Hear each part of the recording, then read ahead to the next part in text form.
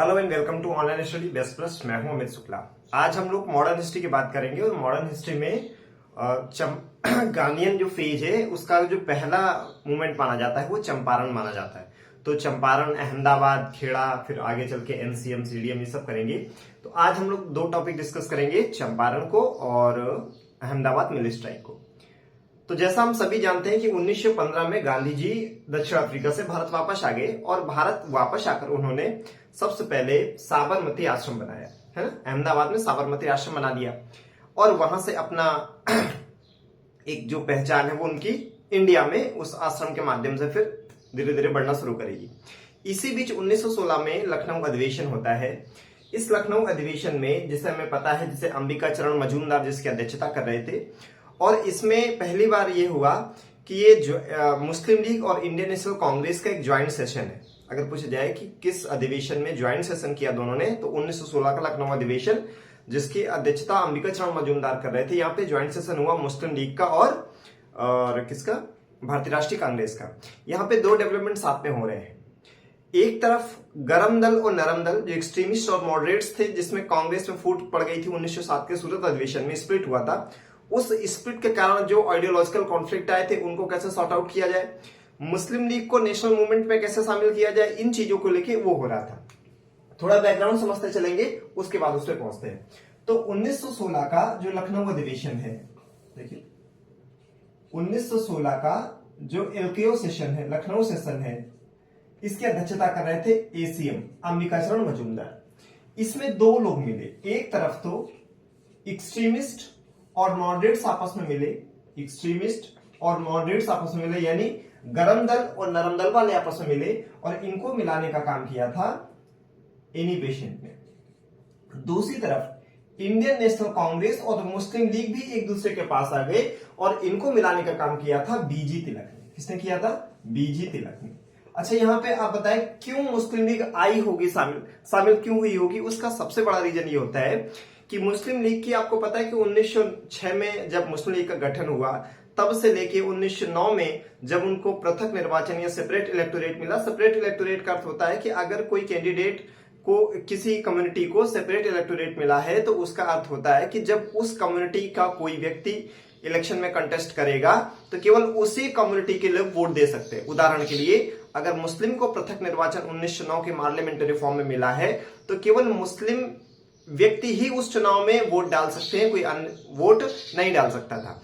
तो ये कहीं ना कहीं हिंदू मुस्लिम में एक रिफ्ट पैदा करने की कोशिश थी, लेकिन मुस्लिम लीग अपने लिए इसे एक राजनीतिक लाभ के लिए प्रयोग करती है। और 1916 के लखनऊ अधिवेशन में ज्वाइंट सेशन के लिए एग्री ही इसी बात से होती है कि कांग्रेस हमारी जो सेपरेट इलेक्टोरेट की डिमांड है उसको इंडोर्स करे। तो यही इसलिए कहा जाता है कि 1916 का जो लखनऊ अधिवेशन है उसमें कांग्रेस ने मुस्लिम लीग के सामने सरेंडर कर दिया। सरेंडर क्यों किया? क्योंकि यही बात थी कि कांग्रेस ने ऑफिशियली इस सेशन में मुस्लिम लीग के सेपरेट इलेक्टोरेट की डिमांड को पूरा कर दिया। तो ये हमने घटना देखी कहां की है? 1916 का लखनऊ अधिवेशन। इसमें करीब 7-8 क्वेश्चन आपके हो गए, है ना। अच्छा, यहीं पे क्या होता है, यहीं पे बिहार के एक नेता है रामचंद्र शुक्ल, उनकी मुलाकात होती है गांधी जी से। वो एक प्रॉब्लम को लेके मिलते हैं। वो प्रॉब्लम ये थी कि बिहार में एक जगह पड़ती है चंपारण, चंपारण में एक प्रॉब्लम थी कि वहां पर जो ब्रिटिश मिल ओनर्स थे, वो हमारे जो फार्मर्स हैं, पीजेंट्स हैं, उनको फोर्स करते हैं कि तुम लोग इंडिगो का प्लांटेशन करो, तुम लोग नील की खेती करो। तो देखना, चंपारण में समस्या क्या है कि जो मिल ओनर्स है वो हमारे फार्मर्स को फोर्स कर रहे हैं। फोर्स किस चीज के लिए कर रहे हैं? फोर्स फॉर इंडिगो प्लांटेशन कि तुम लोग नील की खेती करो। अब इसका थोड़ा बैकग्राउंड समझते हैं। ऐसा होता है, 1750 में ब्रिटिश ईस्ट इंडिया कंपनी ने, जो महाराष्ट्र का दक्षिण पूर्वी हिस्सा है, बरार बोलते हैं, तो ध्यान रखना है, 1750 में 3 जगह ब्रिटिश ईस्ट इंडिया कंपनी ने भारत में नील की खेती करवाना शुरू किया।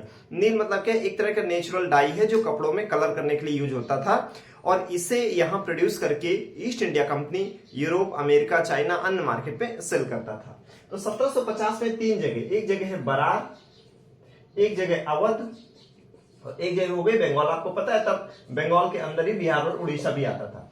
3 जगह क्या होता था, इंडिगो का प्लांटेशन होता था। इंडिगो का प्लांटेशन इन लोगों ने शुरू किया, है ना।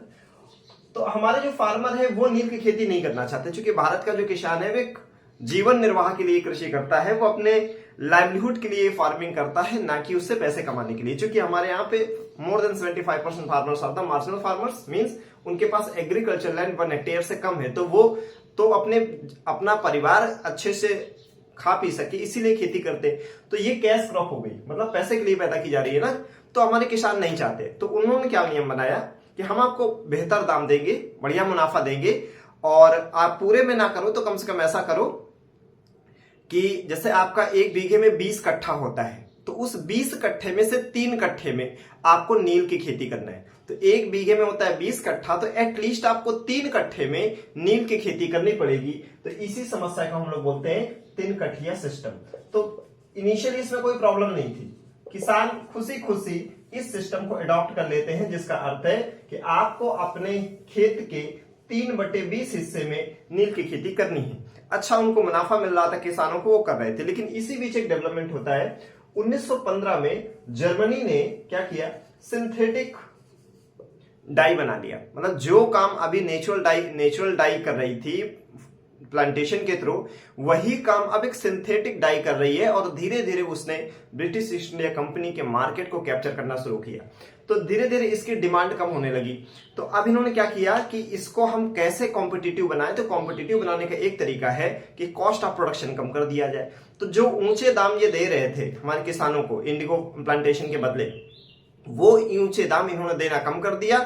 ऊंचे दाम तो छोड़िए, उन्होंने जो ड्यू पेमेंट था वो भी रोकना शुरू कर दिया। मतलब उनका पेमेंट जो है वो नहीं मिल पा रहा है। इस वजह से किसानों ने 3 कट्ठिया सिस्टम को फॉलो करने से मना कर दिया कि भाई अगर हमको आप अच्छा पैसा नहीं देंगे, हमारा जो पैसा है उसको रोक के रख लेंगे, तो हम इस सिस्टम को अडॉप्ट नहीं करेंगे। लेकिन चूंकि ब्रिटिश एक कानून बनवा के ऐसा काम कर रहे थे, तो उन्होंने किसानों के ऊपर शोषण करना शुरू किया कि नहीं, आपको अपने 20 कट्ठे में से 3 कट्ठे में आपको खेती नील की करनी ही पड़ेगी। इन्हीं प्रॉब्लम्स को लेके जो बिहार के लीडर हैं रामचंद्र शुक्ल, वो गांधी जी को अप्रोच करते हैं कि हमारे यहाँ 3 कट्ठिया सिस्टम को लेके चंपारण में जो मिल ओनर्स हैं वो हमारे फार्मर्स का बहुत ज्यादा एक्सप्लॉयटेशन कर रहे हैं, सो प्लीज डू समथिंग। अब गांधी जी जो हैं वो जाते हैं चंपारण। तो वहां पे वो क्या करते हैं कि एक इंडिगो कमीशन बनाते हैं, इंडिगो कमीशन, और वो जांच करते हैं चीजों की, केस स्टडी करते हैं, है ना। इंडिगो कमीशन बना जिसमें गांधी जी भी एक मेंबर हैं। तो उसे जांच किया कि भाई क्या हकीकत है, कितना प्रोडक्शन हो रहा है, क्या मतलब पिट्स फॉल्स वगैरह क्या है, ये सब स्टडी किया। अब यहां पर गांधी जी ये काम अकेले नहीं कर सकते थे, उनको असिस्ट करने के लिए बहुत सारे नेता हैं, जैसे अनुग्रह नारायण सिन्हा हैं, और आपके राजेंद्र प्रसाद हैं, और आपके अनुग्रह नारायण सिन्हा हो गए, राजेंद्र प्रसाद हो गए, रामचंद्र शुक्ल हो गए, है ना, महादेव देसाई हो गए। ये सारे लीडर्स हैं जो इंडिगो कमीशन में हेल्प कर रहे हैं गांधी जी को। बाद में 1918 में गांधी जी के इस डिमांड को देखते हुए 1918 में चंपारण एग्रेरियन एक्ट बनाया गया। चंपारण एग्रेरियन एक्ट बनाया गया, और इस एक्ट के माध्यम से वो जो 3 कट्ठिया सिस्टम है उसको हमेशा के लिए समाप्त कर दिया गया। तो ये था हमारा चंपारण का। तो देखिए चंपारण में आपसे कहां कहां क्वेश्चन बनेगा वो मैं वीडियो के लास्ट में, ये जितना भी आप पढ़ रहे हैं ना, वीडियो के लास्ट में हम सबसे क्वेश्चन पूछूंगा, इसलिए आप बहुत ध्यान से इसको पढ़िएगा, ठीक है। कोशिश करिएगा कि जब क्वेश्चन पूछा जाए तो बिना नोट्स को देखे आप आंसर कर पा रहे हैं कि नहीं। और ये आदत आपको हर वीडियो को देखने में, कोई भी वीडियो देखने में पढ़ाई से संबंधित होना चाहिए कि क्या हम बिना कॉपी को देखे जितना वीडियो में देखा क्या हम उसका आंसर दे सकते हैं कि नहीं। इससे आपका मेमोरी भी स्ट्रांग होगा और आप ज्यादा अटेंटिव होकर पढ़ भी पाएंगे। तो वीडियो के लास्ट में आपसे जितना पढ़ा रहा हूं सबसे क्वेश्चन पूछूंगा। हमने लखनऊ सेशन देख लिया, वहां पे हमने चंपारण भी देख लिया। अब देख लेते हैं अहमदाबाद मिल स्ट्राइक 1918। तो चंपारण वाली घटना कब की है? 1917। लखनऊ सेशन कब का है? 1916। चंपारण कब है? 1917। अब हम लोग क्या पढ़ने जा रहे हैं? अहमदाबाद मिल स्ट्राइक 1918। समझे यार इसमें क्या हुआ था? 1917 में क्या हुआ था कि अहमदाबाद में प्लेग बहुत बुरी तरह फैल गया। और प्लेग में कहते हैं कि लगभग वहां की 10% पॉपुलेशन खत्म हो गई।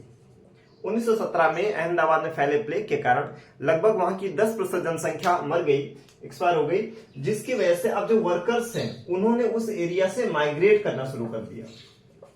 तो जब वर्कर्स वहां से माइग्रेट करने लगे तो वहां पे लेबर फोर्स की कमी पड़ गई, है ना। तो वहां पे क्या हुआ, लेबर फोर्स की कमी पड़ गई। अब लेबर फोर्स की कमी ना पड़े, लोगों को कैसे मोटिवेट किया जाए, इंसेंटिवाइज किया जाए, तो लेबर फोर्स कम हो गया। तो ब्रिटिश कंपनी ने इसका जवाब क्या निकाला कि उन्होंने प्लेग बोनस दे दिया। उन्होंने प्लेग बोनस दे दिया कि भाई आप लोग कहीं छोड़ के ना जाओ, प्लेग के कारण जो समस्या पैदा हुई है उसको हम कंपनसेट कर रहे हैं और हम क्या दे रहे हैं, प्लेग बोनस दे रहे हैं। लेकिन हुआ क्या, जनवरी 1918 है ना, प्लेग का प्रभाव जैसे ही समाप्त हुआ, इन्होंने जो प्लेग बोनस दे रहे थे उसे समाप्त कर दिया। तो अब यहाँ पे जो वर्कर्स हैं उनका कहना है कि भाई हमारी जो सिचुएशन है वो एकदम खराब हो चुकी है, अचानक से आप बंद कर दोगे ये सब चीजें तो हम कैसे खुद को रिवाइव करेंगे। तो इसलिए बिल्कुल अचानक से ये बंद नहीं हो जाना चाहिए। और तो हमारी डिमांड है कि आप प्लेग बोनस को दो, आप किसी और नाम से दे दो, लेकिन हमारे को कुछ ना कुछ जो सैलरी आप अभी हमको ऑफर कर रहे हो प्लेग बोनस समाप्त करने के बाद, उससे हमको ज्यादा चाहिए ताकि हम एक नॉर्मल लाइफ जी सके। लेकिन मिल ओनर्स इस बात के लिए तैयार नहीं होते हैं। तो क्या करते हैं, तो वो एक वहां पे लेडी है अनुसुईया साराभाई, वो अंबालाल साराभाई की सिस्टर है। और अंबालाल साराभाई कौन है, जो मिल एसोसिएशन है उसके वो अध्यक्ष हैं। तो उनको लगता है कि इनको अप्रोच करेंगे तो कहीं ना कहीं हमारी समस्या का समाधान होगा।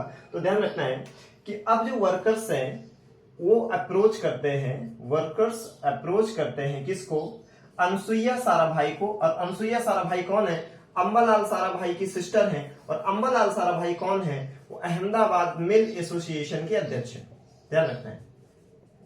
तो ये जो अनुसुईया साराभाई है ये कहती कि समस्या इतनी बड़ी है कि हम लोगों के बस की बात नहीं है, तो चलो ये गांधी जी को यहाँ पे लाते हैं। तो गांधी जी पहले ही चंपारण में अच्छा काम कर चुके हैं, सबने देखा है कि चाहे मिल ओनर्स हो और चाहे वर्कर्स हो, राइट, सारी गांधी जी के रिस्पेक्ट करते हैं। तो वर्कर्स अप्रोच करते हैं अनुसुईया साराभाई को और अनुसुईया साराभाई अप्रोच करती है गांधी जी को, चूंकि ये मसला बहुत बड़ा है। गांधी जी जब आते हैं तो वो कहते हैं कि भाई जो डिसीजन होना चाहिए, जो डिमांड होनी चाहिए वो रेशनल होनी चाहिए, जस्ट होनी चाहिए। ऐसा भी ना हो कि वर्कर्स जो हैं वो एक्सप्लॉइट करने की कोशिश करें कि भाई वर्कर्स कम हो गए तो मिल ओनर्स को एक्सप्लॉइट कर ले, कोई किसी को एक्सप्लॉइट ना करे। तो गांधी जी यहाँ पे केस स्टडी करते हैं। उस केस स्टडी में 3 बातें होती है, उस केस स्टडी में 3 बातें। क्या है 3 बातें?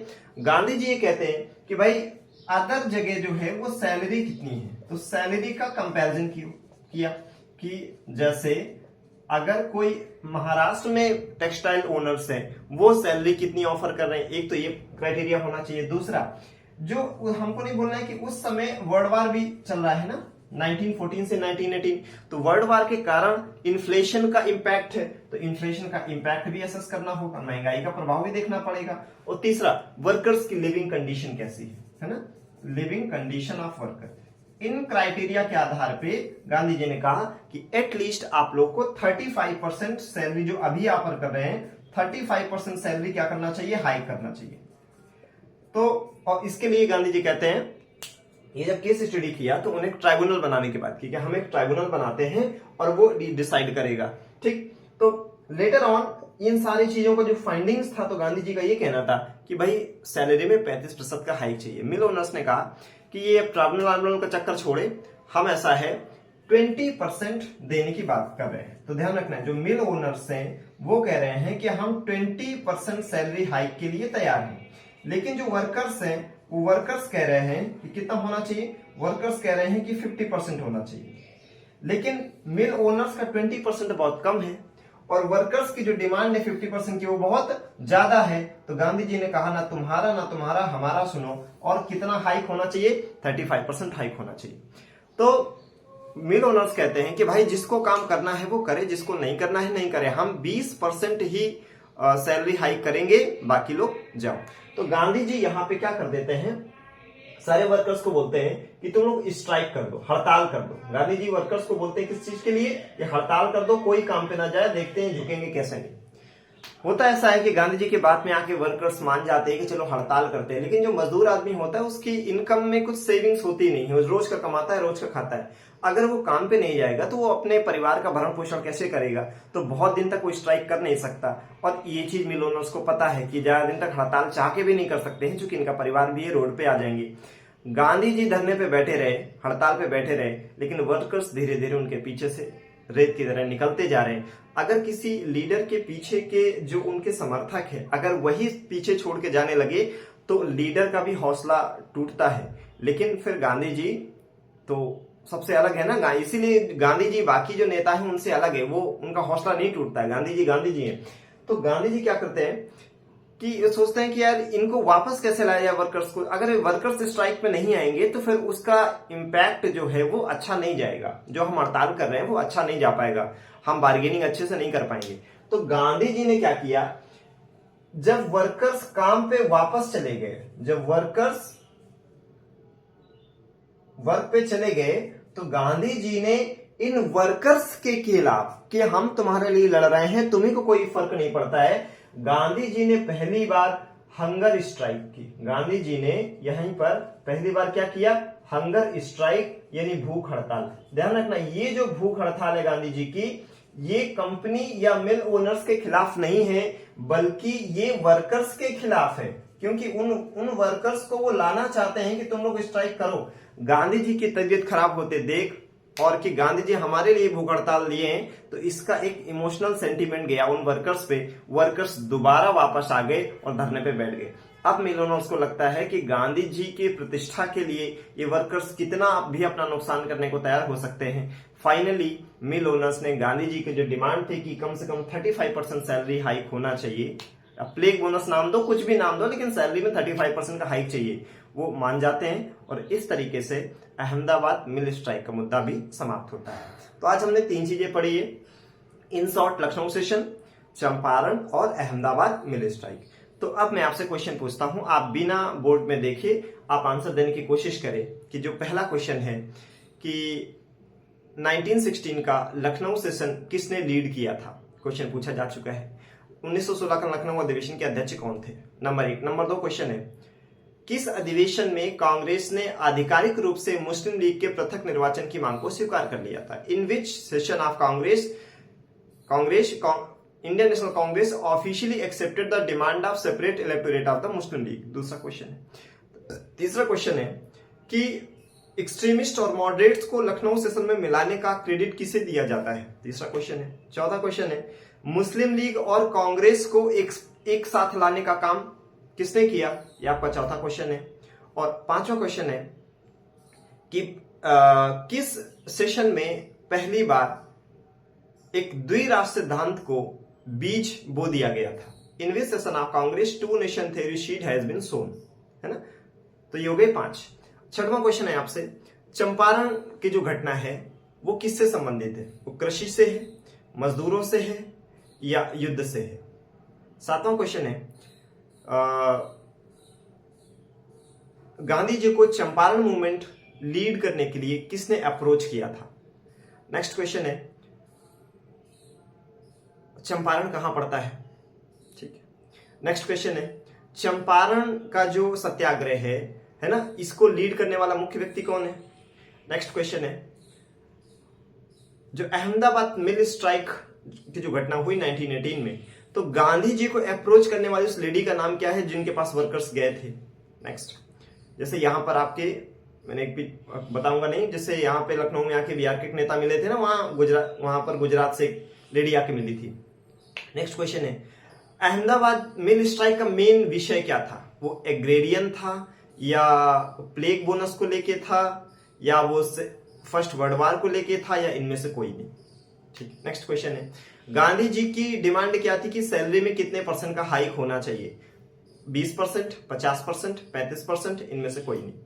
नेक्स्ट क्वेश्चन है कि फाइनली इसका कंक्लूजन क्या हुआ था, क्या कंक्लूड वे में क्या निकल के आया था कि 20% इंक्रीमेंट हुआ था, 50% इंक्रीमेंट हुआ था कि 35% इंक्रीमेंट हुआ था।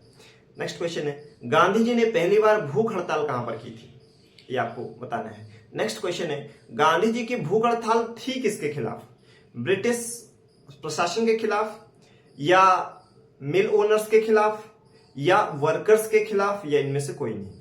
तो इन टॉपिक से आपके ऐसे 15 से 20 क्वेश्चन जो पूछे जा चुके हैं, और मैंने कुछ अपने तरफ से ऐड किए हैं जो पोटेंशियल लगते हैं पूछे जाने का। आई होप आप इसको अच्छे से समझ पाए होंगे। आप अच्छे से पढ़े होंगे तो बिना अपना नोट्स देखे आप इसको आंसर भी कर सकते हैं। Thank you so much.